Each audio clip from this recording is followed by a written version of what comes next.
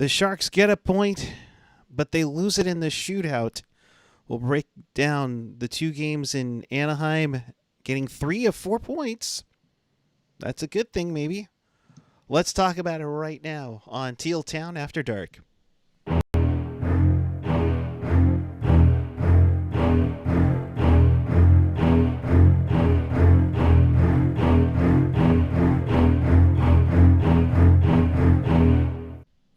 Good evening, everyone. It is Saturday night, February 6, 2021. The Sharks find themselves in a shootout again, but unfortunately on the wrong side of a 2-1 loss to the Anaheim Ducks. Welcome to Teal Town After Dark. We do this after every single game, home and away for your San Jose Sharks. So we want you to be part of this show. Teal together and interact with us and fellow Sharks fans on the page or the app. Follow us on the social. Hit us up and follow us on Twitter where we gif the games. Instagram, Facebook, YouTube, SoundCloud, Reddit, Discord, and of course find everything at tealtownusa.com. Pleased to be joined by the angry Canadian robot himself. He is Mr. Ian Reed. Ian, what's happening up there? Nothing. It's pretty boring.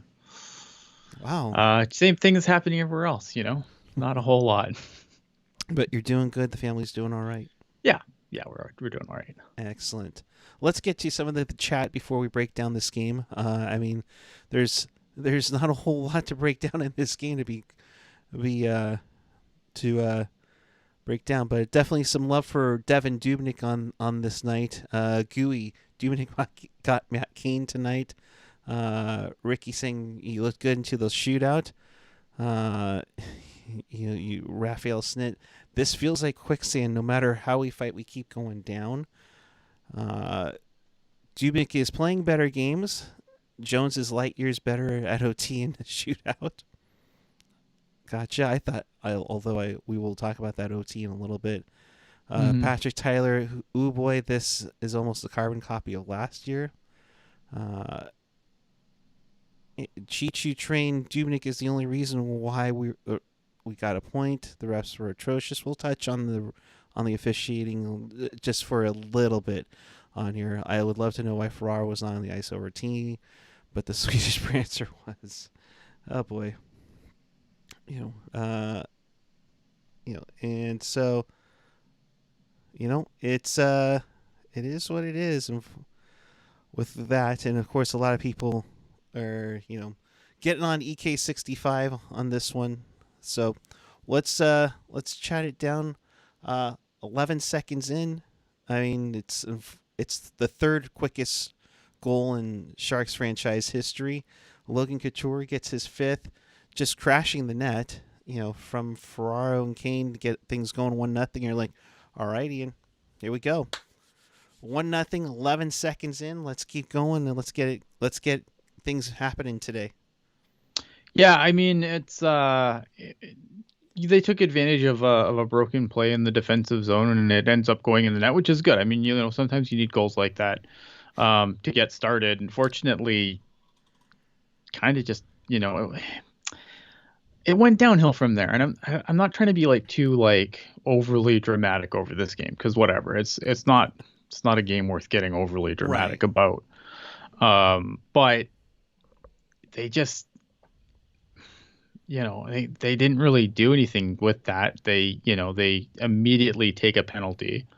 Their penalty kill was pretty terrible. I mean, yes, the first penalty kill was pretty terrible. Oh yes, they didn't Anaheim didn't score, but a recurring theme for this game was Devin Dubnyk saving their bacon. No kidding. That's what saved their bacon most of the time. See, I can be nice to a Sharks goalie. Well, having a nice performance that he had tonight, I would hope so. But yeah, I'm with you. I think that on that first penalty, that Knyzhov going back to the box in back-to-back games. Let's not pick up the from where Evander Kane left off for the hooking call. But yeah, Dubnyk had some nice saves in that one. Hmm. in some really nice stops. Otherwise, this game is tied that quickly. You know, then Anaheim takes a hella dudes penalty. That's for you, Yeah. Shalina. And then you get into some of the rough part. You see Raquel, take Shimmick hard into the boards. Gambrell doesn't like it. He's like, "Why I got it?" And then Hmm. Comtois is like, "Well, don't you touch my guy? Why I oughta you?" Uh, I mean, it is what it is. Shimmick was able to return. That was good. Uh, Yeah, I mean, like that was the right. You take both guys there. Like there was not. I didn't think there was one guy more guilty than the other in that situation. You yep. definitely take both guys to the pot. Like that's. I didn't have an issue with that. Them taking. I mean, I was glad that Gambrell. Because a lot of like, I'm gonna like I'm going to use this term very loosely. Like the problem with the Sharks is a lot of the skill guys last year is one of the grinder guys. Like Dylan Gambrell's not a grinder guy. I mean, maybe he's not exactly incredibly skilled either, but he's not a grinder. Like Yep. he's not your fourth line knuckle dragger. But it's nice that, he got in there because normally what would happen last year is Shimmick would get in there, and if there was nobody else that was a little bit, grr on the ice, then they'd just kind of be like, yeah, whatever. But like Gambrell, I give Gambrell a lot of credit. He got right in there and, he didn't, it wasn't like he just put him in a bear hug and that was that, right? Like he got right in there and, Right. good on him because I think Shimmick does, answer the bell for the team a lot. And it's nice to have somebody go and answer the bell for him, every once in a while. Well, you got to stick together, and it looked a little dangerous, you know, from the first glimpse of it. So yeah, I'm good to see Gambrell get in there. So it's good to see. I don't mind that at all. Second period, and of course, I think this season we shiver just by saying the words "second period." Uh, you know, Probably I'm not even sure if you can even uh, if Pavelski could try to duplicate this tip. You know, Lindholm, takes the shot, and Lundestrom, is trying to get out of the way because the shot's going wide. Somehow he gets his stick out, tips it home, and that's his first NHL goal. I mean, come on. Kudos to him, but man, that's a rare one. Yeah, I mean, sometimes you have to be good to be lucky and lucky to be good. It was really not a whole lot Dubnik's going to do about that with the where that got redirected from. You're already set to, to make a save where the puck's going, but a deflection like that so close, there's not a whole lot a goalie's going to do in that situation. Um, you just, kind of a lucky break for the Ducks, really. I can't really I'm not really gonna get on like the defense all that much either. It was just one of those things where, it's one of those plays where you can't really get too upset about it. You just hope you'd respond better after. Right. And I thought they played a fairly well second period. They got into some penalty trouble. Shimmick would be like, "Why I oughta," to Henrique and saying happy birthday in the nicest way, redeem Shimmick could. It's a tripping call. Meyer taking a hooking call. That's Yeah, the frustration I think settling in for both of those players right now. yeah. I think the Shimmick thing. I didn't really like the Shimmick penalty. Like you got to be smarter away from the puck like that. Like there was no reason for that penalty. The other one, whatever. It is what it is. I mean, I was kind of surprised the Sharks didn't get a couple calls to go their way, but it wasn't like that they were killing penalties all night either, right? Right. Like, I thought they called it pretty close. I mean, Oh I yeah. thought that the Shimmick penalty was really dumb. You can't have that, especially when you're struggling to get going like they were in the second period. Like, it wasn't the worst second period I've seen them play, but I think I tweeted this out. It doesn't mean it was good. Just because it Right. wasn't it wasn't the worst we've seen them play, but it wasn't a great period for them either. And it really overall wasn't a great game for them. Again, you had some guys that stood out, and most of them are the younger guys, but like some of the veterans, there's reason for concern. Absolutely. I mean, you start wondering. I mean, yes, Couture has goals in back-to-back games. Kane has kind of calmed himself and not taking dumb penalties, especially on the second game of these back-to-backs. But Hurdle, where are you, bud? Meyer, where are you? I mean, seriously, those are the guys that you're depending on. It shouldn't be whoever's on the third and fourth line. I know you moved Patty up, but and Ryan Donato, my God, bless your heart for being, you know, doing what you're doing. But like Raphael Snit saying, is there concern for some of the veterans? Oh, definitely. I mean, there's some guys that definitely need to be better and they need to be more, they need to do more.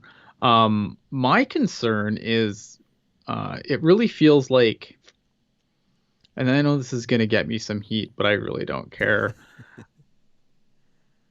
It every line, like there seems to be one consistent when a line stops working. It's Patrick Marleau. Yeah, and I think he's got like 1 point on the season.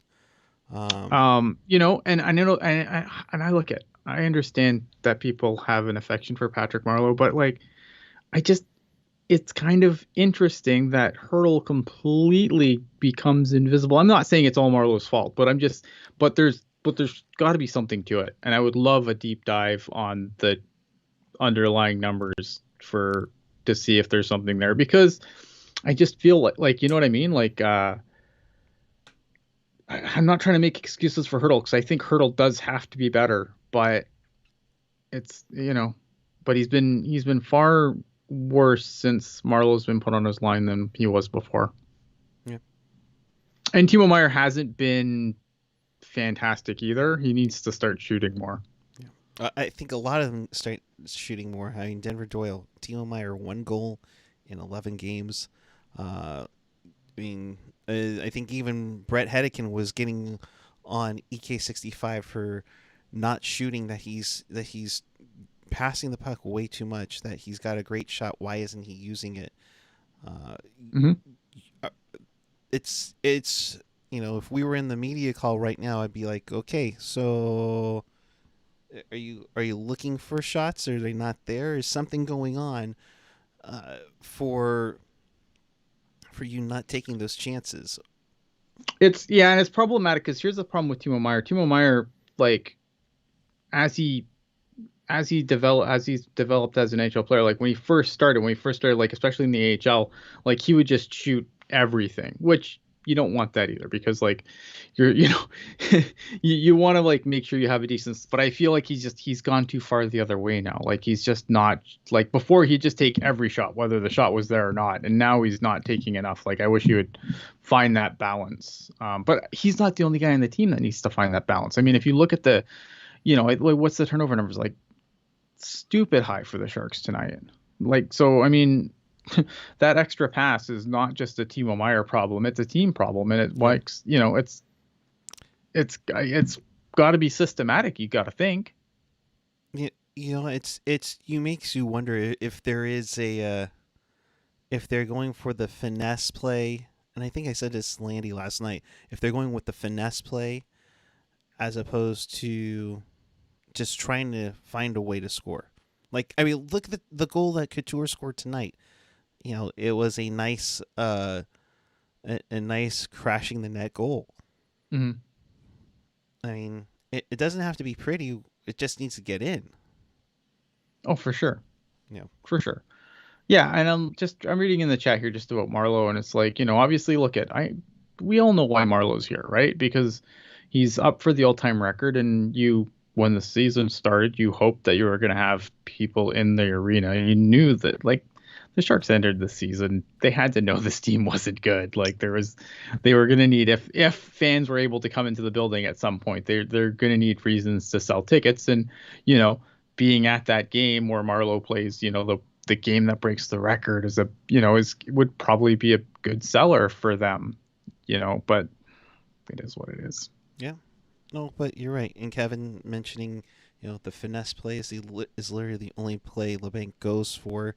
Uh, Give me Bordelot over LeBanc in 3 years. Hmm. I might be with you on that, Tiger.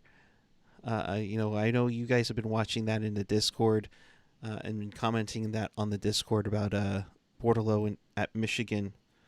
Uh, so third period, nothing really happened. No penalties, no goals. I thought though Anaheim really dominated uh, the third period, and at one point I believe they were out shooting the Sharks 9-1. Uh, Yeah. that's a concern, especially considering Anaheim is one of the worst third period teams in the league. Um, But when you play your guys that are 30 plus a million minutes a night, you can't be shocked when they just run out of gas on the second half of a back to back. And I'm not making excuses; those are just facts. Like you're gonna start running in the mud when you play those guys as heavy as you play them, and then you expect them, especially in a game where like this, where you're trying to, where obviously the job's not yeah. done. You can't turtle. I mean, they did anyway, but you shouldn't have turtled. Um, and yeah, I mean, it was just that's a problem. It's a big problem. Mm-hmm. And of course, the puck is more attracted to Logan Couture than I think Logan Couture's girlfriend is attracted to Logan Couture. Hmm. Um, I mean, he takes another puck to the face. Thankfully he stayed on the bench and finished the game. But my goodness, I know Rocket mentioned it in our group chat, about the first game she watched the Sharks. He had his teeth knocked out from a puck. We all, of course, know what happened with the Nashville game like 3-4 years ago. Man, can we buy the guy a face mask that will work? Because my goodness, this poor guy. This is why I wear a cage. I don't care if I'm a pansy. This is why I wear a cage, man. Right? I'm sorry. I mean I've played with a facial shield, but man, I would ah after one time getting hit near the face, it's like, okay, I'm going face shield. I'm sorry. I'm not taking chances. Yeah, no, that's why I wear a cage because nope, I can't afford to get hit in the mush. So going into overtime, because of course the game goes into overtime, uh Dubnik again saves the bacon twice. I think Yeah, there's a couple of saves that he had that this game Anaheim should have won in overtime, honestly. But they sure as hell had a chance right at the end there. yeah. But yeah, Dubnik came up great. Like again, I can't say enough good things about Dubnik's game because it was really one of the bright spots in this game because let's be honest, this game wasn't a whole lot of exciting to watch. Like it really wasn't. It was a pretty mucky game. Even the overtime wasn't that interesting. And Mm-hmm. I find like across the board 3-on-3 isn't that interesting anymore. It's because we knew coaches were going to find a way to ruin Oh this yeah. thing. You still have standout games. Don't get me wrong, but 3-on-3 isn't half as exciting as it used to be. And it's just because NHL teams have figured it out and coaches have figured it out, and that's what happens to everything fun. Unfortunately, Yeah. fun leads to goals, and defense is the name of the game. Unfortunately, yeah, just it wasn't. Again, not an overly fun game to watch. There was probably like, I had the Edmonton Calgary game off in the side screen, and that was a little bit more entertaining. But yeah, it was a rough overtime for the Sharks. Like again, guys taking way too long of shifts. Hedekin pointed out Evander Kane, wobbly legs to the bench. Like I don't know what's going on with this team. Like there's problems. Attitude issues at times. Uh, they just sometimes it just feels like some guys just go into business for themselves, and I know that's a dangerous thing to say because I don't really have anything to, just other than what I see with my own two eyes. It might not be the case, but sometimes I can't help but wonder, like, are guys just going into business for themselves? And that's just problematic Yeah. as it is, right? Like, you want them to, like, yeah, you need some guys, like, especially Evander Kane, to pick it up, but they're going to win and lose as a team.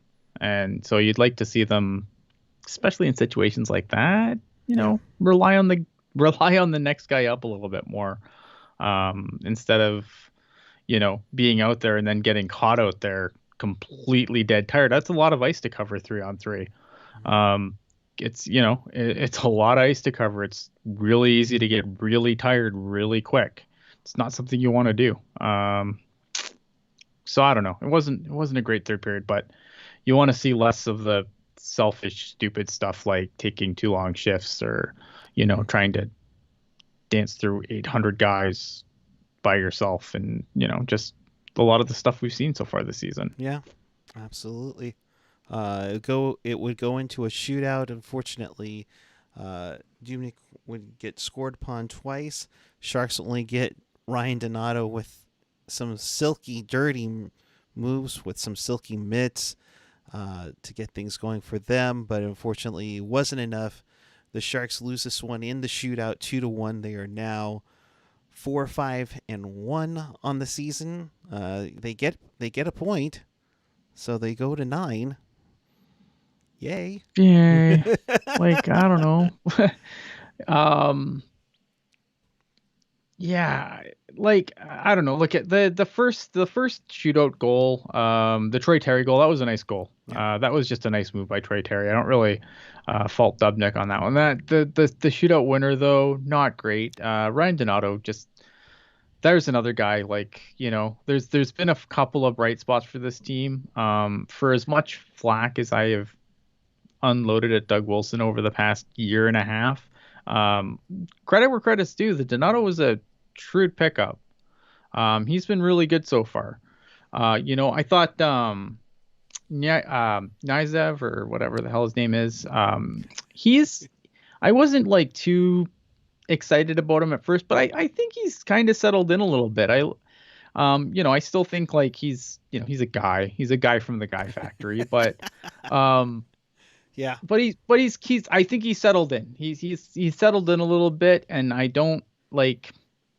He's like he's very much. I think Shimmick's a guy from the Guy Factory too. But they've both been solid enough. Hmm. Donato looks good. Gambrell, I think, has been really just a completely different player this season so far, and I really like to see that. But yeah, like we got to get some offense from some of the big guns. We need some guys to really get going. We have way too much money on this team for net negative results so far, and that's unacceptable. But the team overall is just not very good. Yeah. And you look at the record. I mean, and the record speaks for itself. And and it would be a lot worse if we played those two games against Vegas, I'm sure. Yeah. No, I mean this team most likely is at 4-7-1 with taking on Vegas. Sorry, Patrick, I did steal your guy from the Guy Factory.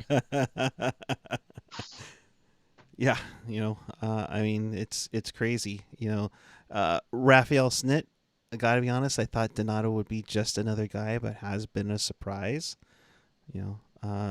Ricky Bartonslager. Pickles looks better in the third pairing.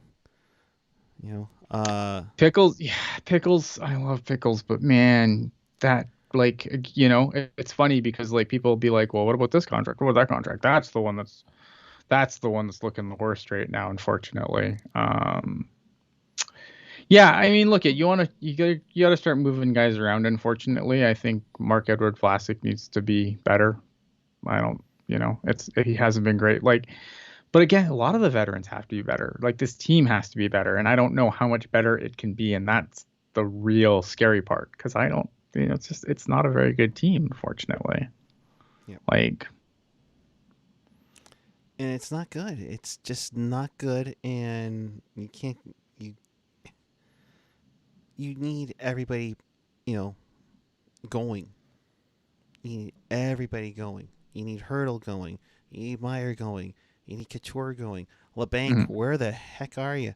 You know, uh, I, LeBanc tries to make things happen at least. Unfortunately, there are things that aren't there. But LeBanc is one guy who I feel like he's at least trying to make things happen. I think Eric Carlson has too to a point. Like the thing with Eric Carlson is he does it's either like it's like a pass to nowhere, or he goes end to end and like breaks through and really gets things going, but then he looks for a pass that isn't there. right. Like, and so I wish, like, I kind of like, if you're gonna go end to end Paul Coffey style, put the puck on the net. Just throw the puck on the net. Make good things happen. I mean, seriously. Patrick Tyler, full move clause with Vlasic on it in his No contract. move. Yep. Yep, full no move. Him Full no and move. 7 million till he's 50 million and two. way more money than we have, for Wow. sure. Um, so we should say this right now. Brody, some guy in Saskatoon, Drew. He always likes to talk to AJ now. Whatever. I called your show every day when you had a radio show, and now it's like whatever. But whatever. We're at 32 people watching us. We appreciate you. They are off the air. Uh, we need to get it to 20 likes and a Venmo donation or a super chat donation for a wraparound. And we got a lot of games on tonight. I know. Let's see it happen, people. We have people standing by, but that being said, anything else in the chat that you're looking at? Yeah. There was a question there from Denver Doyle. Do you think the coaching staff is really different from last year? I mean, yes and no. It's hard, right? Because you didn't really have much of a training camp, so it's hard to get systems overly changed. But I mean, it's a lot of the same stuff. Like it's a lot of the same stuff. Like this Marlowe on the second line is something Peter DeBoer would have done.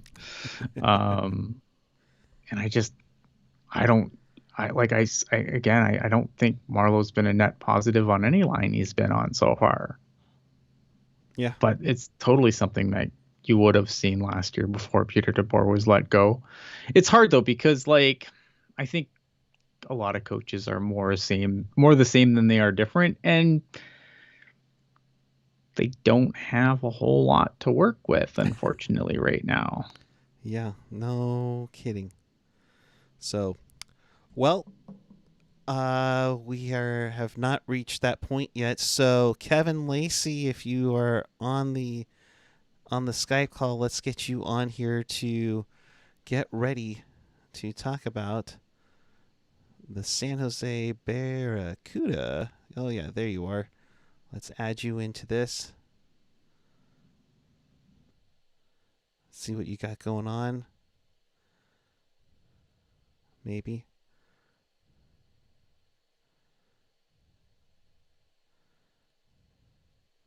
Kevin, are you with us, my friend? I think I am. Can you guys hear me? Yep. I can, yeah. Yep, we can hear you. So, with Kevin Lacey here, and we're just 12 hours and 40 minutes away, it's time for a Barracuda preview.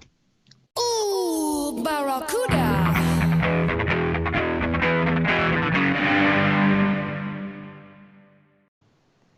That's right. Your San Jose Barracuda begin their sixth season in the AHL as a home game in Tucson, Arizona, against the Tucson Roadrunners. That begins at 11 a.m. on Super Bowl Sunday? What? Well, the AHL does not like to, well, the NHL doesn't either, but no sporting league likes going up against the Super Bowl. But when you have games getting canceled and postponed due to COVID-19 right from the get-go, sometimes you just got to squeeze this in, and that's what happened with the opening game. The Barracuda were supposed to play last night in Tucson as a home game, but that game was just outright canceled. and they were supposed to play again tonight, and that has now become tomorrow's season opener. Again, in Tucson, against Tucson, in front of the home fans of Zero. Although I guess that part's pretty true to form. So True. True. So we have some fancy graphics here, Kevin. This is what you put up as the depth chart here. I mean, I like that top line of Leonard, Suomela, and Blichfeld, but for those who are not familiar with the depth chart, what does it look like? What are you seeing?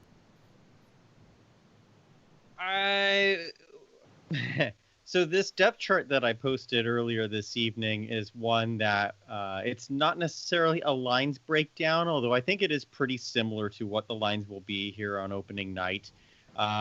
So I think that it's looking a lot more promising than it did a week ago, because the Sharks did, because of the break, the unintentional break, the Sharks did assign several players from the taxi squad and also John Leonard down to the Barracuda, and chose to keep them there so that they can get some games in. And I think in the case of John Leonard, I think it's very necessary, because you have a guy who did nothing but score goals, and score goals in NCAA.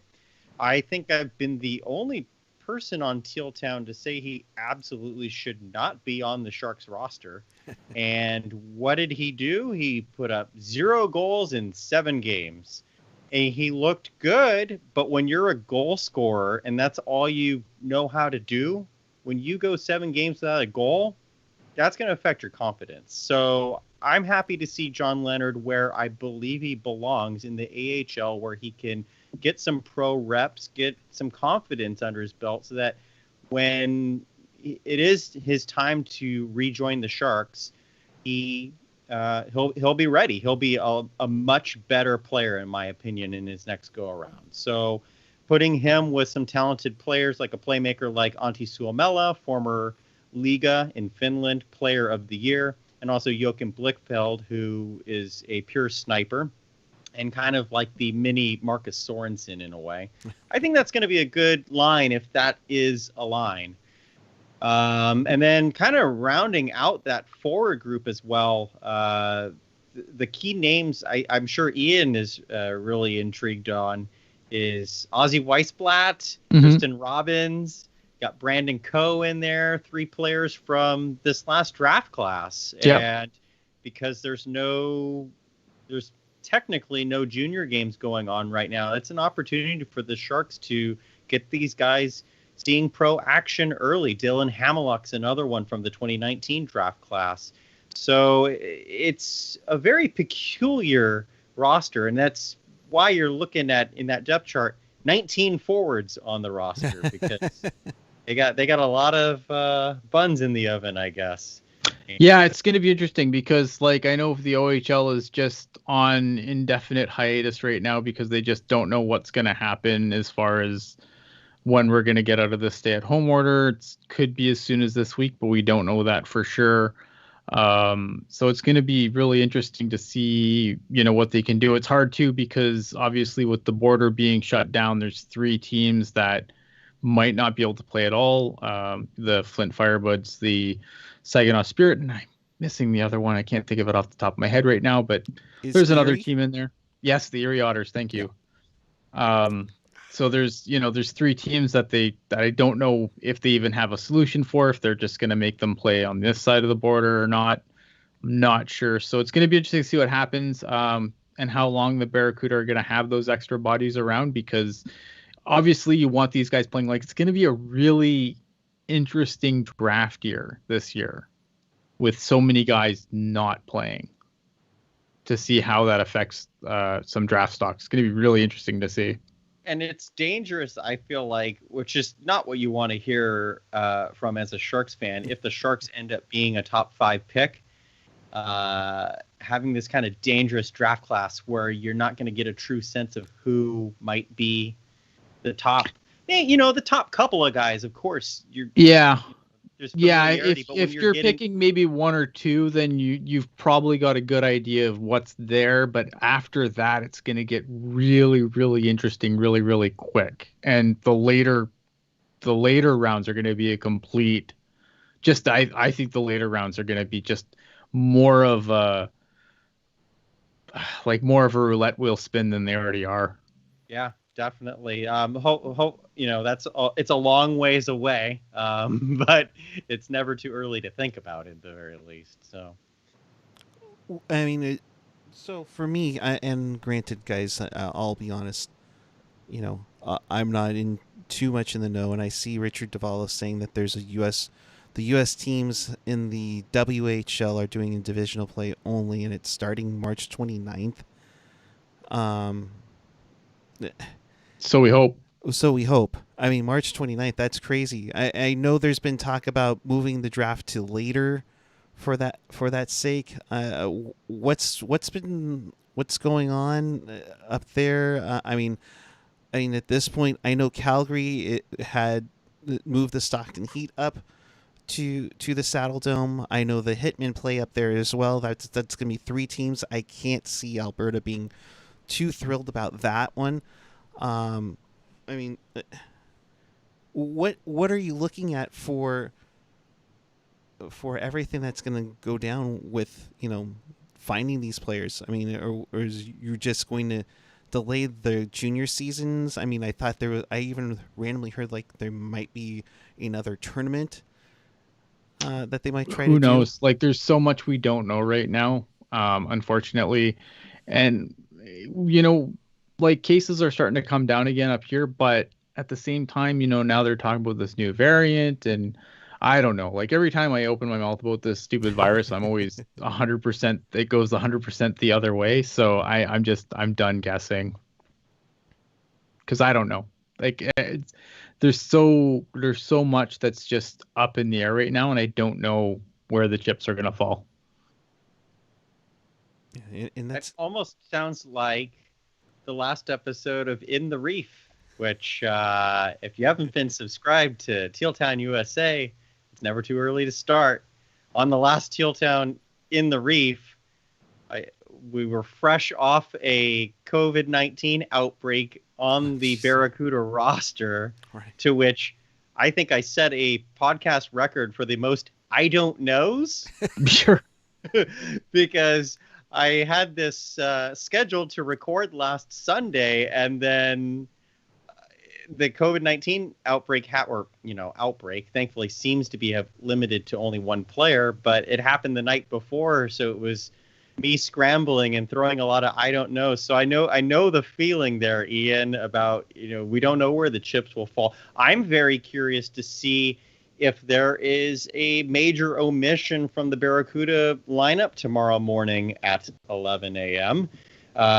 Because it was a player who was in that game, and for the most part, 2/3 of the roster were guys that had been sent down from the taxi squad. So Right. you run into this situation where was a guy, and again, this is only speculation, no truth that we know of to this, but a guy like John Leonard was the reason that he wasn't called back up, or Jeff VL. Was it because that those players were the one who got the virus? We don't know. I think it's going to be really telling tomorrow, depending on who gets out there, because I'm expecting the Barracuda to go full bore with their lineup. Like I don't know if you want to pull that depth chart back up, Eric, but I am fully expecting that the top 12 forwards and the top 6 defensemen that I listed on there, those to be the players that we see tomorrow morning against Tucson. So if one of those guys is not in the lineup, I'd be questioning if that was the reason, the COVID-19 issue. Hopefully not. We don't know, but we know someone did get that. Yeah. Question coming into the chat from Felix Chow. Hey, Felix. Have there been any other COVID issues for other AHL teams since prior to the? I have not looked too much into that, but I do know that about 10 minutes before I recorded the last In the Reef episode, I believe the Laval Rocket canceled their practice and sent all their players home because of a potential outbreak. I thought I saw something about the Binghamton Devils, but having their games get rescheduled. Again, I'm kind of scraping the back of my mind here, but it hasn't been too big, but we have seen a few instances already in the AHL. No names being mentioned yet.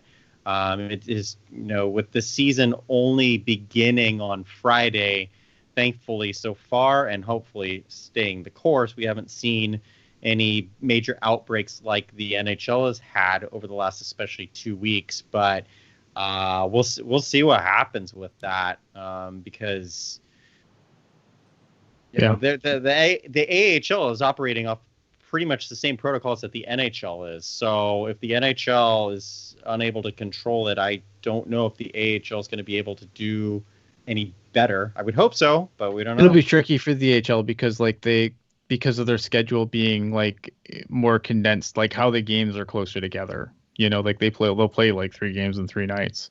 Right. So I think like there will have probably more games canceled if they run into troubles just because of the nature of their schedule where the games are so compacted together.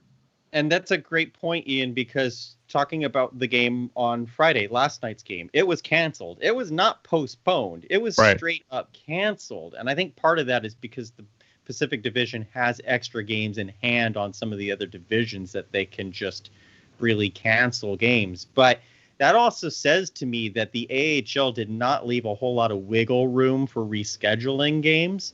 I know that with Stockton moving out of the division and up into the Canadian division, the Barracuda did see some rescheduling, and particularly at the end of the season, there's now a 5-game pad, I guess you'd say, at the end of the season if the league wanted to reschedule some games.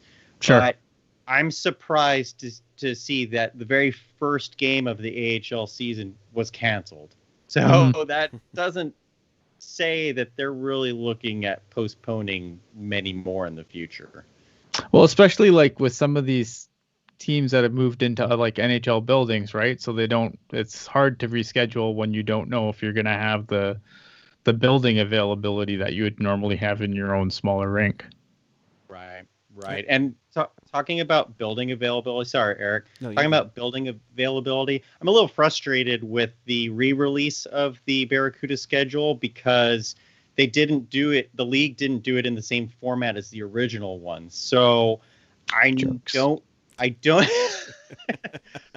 know which games are being played at Solar for America Ice versus SAP Center. I know that there was an extra game at Solar for America Ice added, but because some games got moved around and things, I don't know what games are going where. We do know that on February 25th, the Barracuda are scheduled to play their first game in San Jose, which I would venture to guess is at SAP Center. But that's a newly created game against Bakersfield because it was supposed to be, I believe, the 23rd against Stockton, which isn't happening now. So right.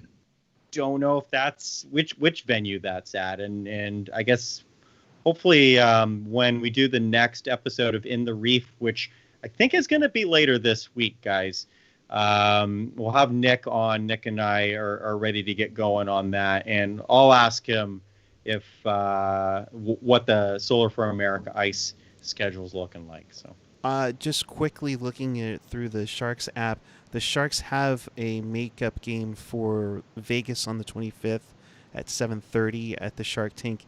And so if that game is for the CUDA at 6 p.m., then we're looking most likely that it's going to be at Solar for America Ice. So there you go. Great homework there, Eric. That's the kind of stuff that I guess in the grand scheme of things, it doesn't matter because the fans can't attend, but still. But I'm sure there's like cleaning protocols that would have to be done in between games. Like it's you can't just one team out, one team in. I'm sure there's got to be some deep cleaning that goes on between one game and the other two. So it really doesn't give you wiggle room for to have those back-to-back games. Absolutely. And it's going to be tough too because you would have to do a cleanup. Although granted they did it pretty well in the bubble in Edmonton and Toronto, the cleanup for the benches prior to everything being locked down. So but I mean that's the difference is that was a bubble. So this is not a bubble. So we kind of know this one, but I know if people are interested, Ricky wanting to know where to watch Barracuda's game. First off, it's Barracuda, no S, as the Twitter profile says on the Barracuda Twitter handle. But if I'm not mistaken, it's a free preview weekend on NHL.tv, right? Awesome. I'm glad you mentioned that. Yes. So right now, this weekend, the AHL TV package is free for opening weekend. So you can just go to ahltv.com, I believe. It's better to go to theahl.com and get the link that way, in case I'm providing the wrong one for AHL TV. But it's a really solid service. It's way better streaming than what the AHL used to provide years ago. And even if you are interested in the package, it's way cheaper as well. If you want a Barracuda-only package, it's only going to be $35 for this season. If you want the full league, it's only an additional $10, so it's $45 for the whole league.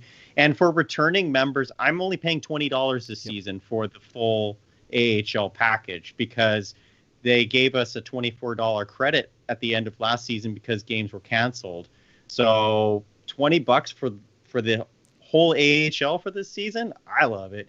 But the game tomorrow morning at 11 a.m. is free if you want to check it out. And the game on Monday night at 6 p.m., again against Tucson, originally scheduled to be the third game of the season, now the second one. That's also free on AHL TV. So you have two free opportunities to have a look at this team and see three really good prospects from this last draft class. So even if you don't really care so much about the Barracuda, Sharks prospects, genuine prospects, are involved in this. So check it out. So two things before we get out of here because I want to make sure we get this. Making sure. So Ozzy Weisblatt is a part of the CUDA. If they want to send him back to juniors, can they still do that, or is he now? Is that kind of an exception they're doing because of everything going on? They're doing once they start playing, they don't have a choice. They have to send him back to junior when junior starts playing. Yeah. They don't have a choice. Yeah, that is absolutely correct. Now they have the option to send players back early.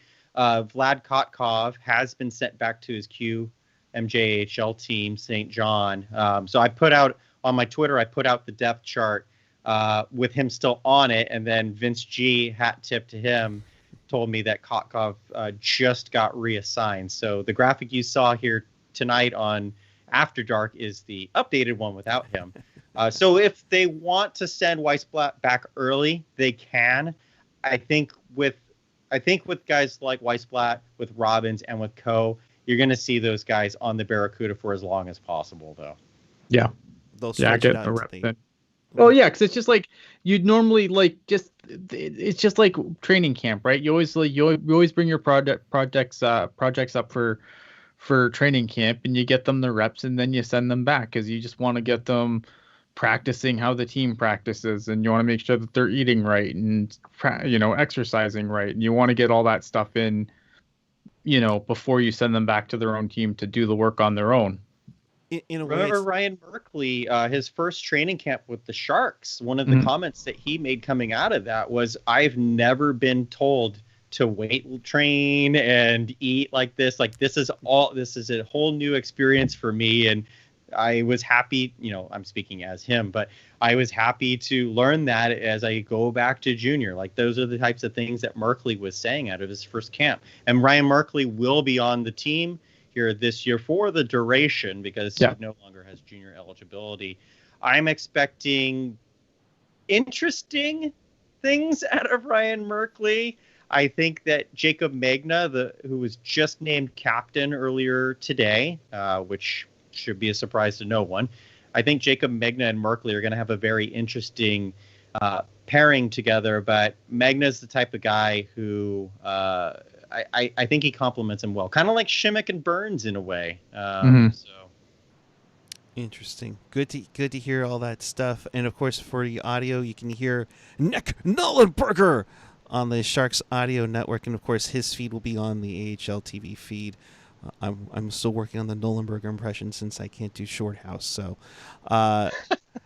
Kevin, thank you. Ian, thank you. If you missed anything tonight or you want to watch this again, check us out on tealtownusa.com or your favorite podcatcher. And you can see them all ranging from Apple and Google Podcasts, YouTube, of course. Hit that subscribe button. It really helps us out big time. SoundCloud, Spotify, TuneIn, iHeartRadio, and of course always available at tealtownusa.com. 18 likes. We got 2 more and a donation. We might sneak it in, but we're going to close it out here though. So guys, thank you very much. Kevin, you'll be on it with the CUDA stuff. Feel free to take over the Twitter account tomorrow morning. We'll try and get some gifts up there. In the meantime, your final thoughts on where the people can find you. I am at Kevin Lacey 22. I have a show called In the Reef here on Teal Town USA on YouTube and all of your favorite podcast platforms. So go check out the last episode, and as I mentioned before, we should be having another episode coming out later this week with a returning Nick Nullenberger. So that's really exciting. And my final thought tonight is, all right, the Sharks lost, but overall, I'm fine with the performance, fine enough with the performance. Ryan Donato, though, 7 for 11 Dude's in a his beast. career in shootouts. That's why I didn't say it. I knew you were going to come. Yeah, and of the 13 opportunities that he's had to be chosen, he's been selected 11 times. And goals like last night and goals like tonight show you why, no matter what team he's on, the coaching staff says, you're the guy. So keep doing your thing, Ryan Donato, because I'm highly impressed. Right. Ian, as always, and I know it's late over in your part of Canada. That's all right. Appreciate you as always, bud. Your final thoughts on people were final thoughts. I hope the show is more entertaining than the game. Other than the Ryan Donato shot. I think that was already well suited, Ian. So definitely. I hope the show is more entertaining than the game, because that was a rough one, guys. He's Ian Blogs Hockey. I'm at PuckGuy14 on the Twitter and the Instagram. Puck Knowledge will be back tomorrow at 7 p.m. Pacific, so be on the lookout for that. Kevin will have Into Reef coming up. We also have 3 games coming up 3 games, 2 with LA and then the home opener Saturday afternoon against the Vegas Golden Knights. That's your schedule for After Dark. So Pucknologist tomorrow at 7, Into Reef next week. 3 games for After Dark. We will be covering the Sharks like nothing else. And so we appreciate each and every one of you. Make sure you hit that subscribe button down below.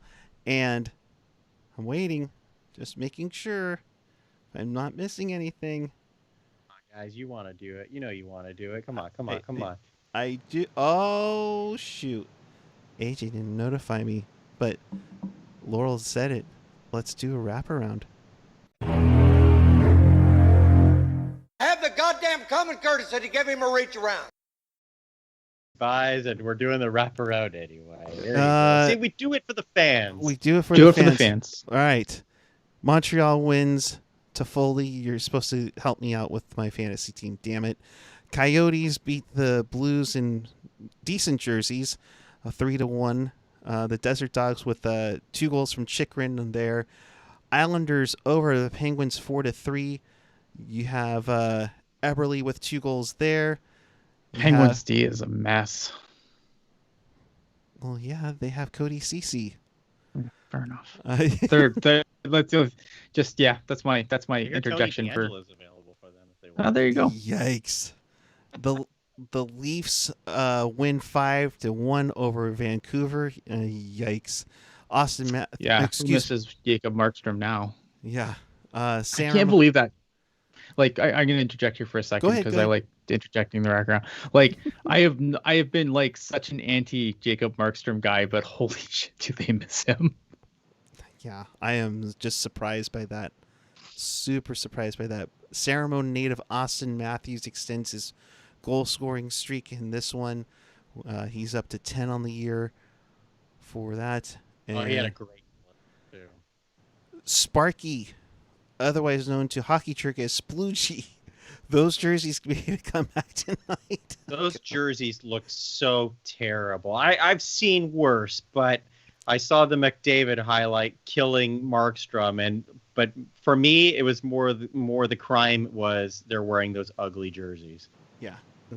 You just need to put a Connect skate on it, and it'll be perfect for Vancouver. Flames win 6-4 over the Oilers. I mean, shoot, freaking Lucic even got in on the action there. I mean, so that will be it. You had a couple of games that were postponed due to COVID, so that will be doing it for us. We'll be back with you on Tuesday following the Sharks and Kings. That's in LA. Pucknologists tomorrow night at 7 p.m. with AJ and the gang. So we appreciate each and every one of you. Thank you very much for watching. And until Tuesday night, keep it real. Keep it teal. Keep it real, Teal. Have a good night, everyone. We'll see you Tuesday. And we're off to bed. Good night.